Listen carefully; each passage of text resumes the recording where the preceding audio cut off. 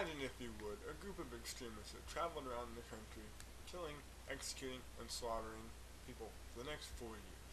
Now, let's say at the end of these 4 years, they will have killed 2.5 million people, 20% of the country's population. Surely people will take notice, right? Well, let me ask you this.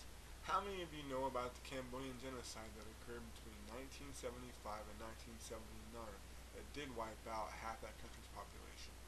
Today, I'm going to explain how the communist dictator Pol Pot and the Khmer Rouge came into control of the Cambodian government, why this government extremist group undertook the act of exterminating half the population, and what forces finally came about to end this conflict.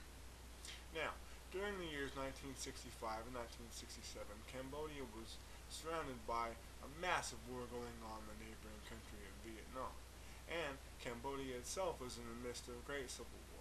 While Cambodia had tried to remain neutral in the Vietnam War, the current government was coming unraveled. In 1968, Pol Pot and the Khmer Rouge, which was an army consisting of trained soldiers and civilians, that sided with Pol Pot and his communistic ideas. They had gained much support from China and already had gained total control of the Vietnam border. In 1969, the U.S., in an effort to prevent the Viet Cong from withdrawing to bases across the Cambodian border, began a massive campaign of bombing raids against the Cambodian nation. In 1979, with cooperation, the present Cambodian government was overthrown and a new communistic government took control of the country. At this point, Pol Pot and his army invaded and initiated a guerrilla warfare that lasted for 5 years. During this period, many American politicians favored a communistic takeover in Southeast Asia. In 1973, when President Nixon signed a truce with North Vietnam that led to the withdrawal of all American troops, he had hoped that the agreement would preserve the governments of Cambodia and South Vietnam. However, the North Vietnamese did not intend to observe the truce, and neither did Pol Pot. After 5 years of this bloody civil war, Pol Pot and the Khmer Rouge marched into the capital of Cambodia. This was the year 1975. There was no resistance from the current government, and the city was completely ravaged and swollen with refugees from the Vietnam War. Vietnam was relieved that peace had come. However, that relief was short-lived. With the pretext that USA was going to drop the bomb on the Cambodian capital, the Khmer Rouge forced the entire population to evacuate the city on foot. Anybody who couldn't make it or couldn't walk was either executed or just left to die on the side of the road. The same thing with all the people in the hospital and the invalids who couldn't walk. The roads out of the city were clogged with bewildered people and few belongings. Children were separated from their parents. The old and the invalid who could not keep up were either executed or just left to die.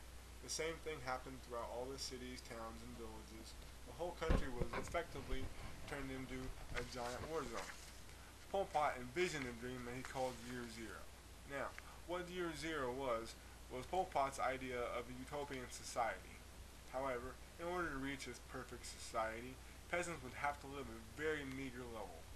All the citizens were forced into labor fields that have come to be known as the killing fields. In these fields, hundreds of thousands of men were forced to work 15, 20 hours a day of forced labor. If a citizen could not work anymore, they were either just executed or bashed in the face to save bullets. Workers were given rations of a thimble of rice every couple of days just to make them survive. More recently, several masses of graves have been uncovered. These graves hold the remains of literally hundreds of thousands of people. And 2 million people were believed to die of malnutrition, execution, starvation, or just murdered. On Christmas Day, 100,000 Vietnamese troops poured across the Cambodian border, quickly gaining a foothold in Cambodia's northeast Vietnam.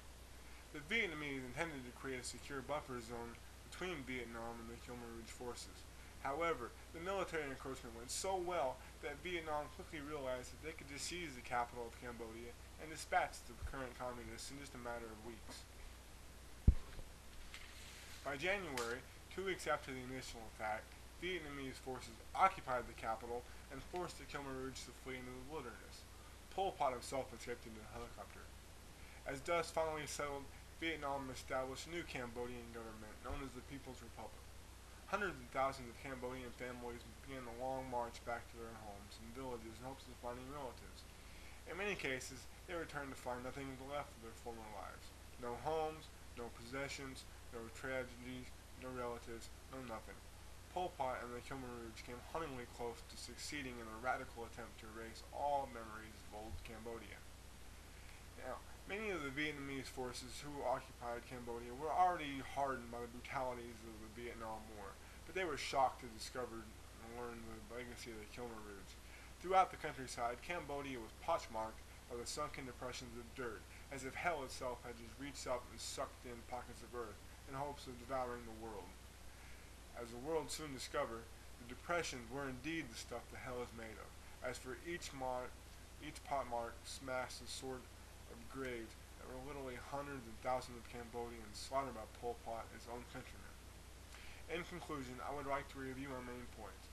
While America was busy with the Vietnam War, the people of Cambodia were involved in the civil unrest.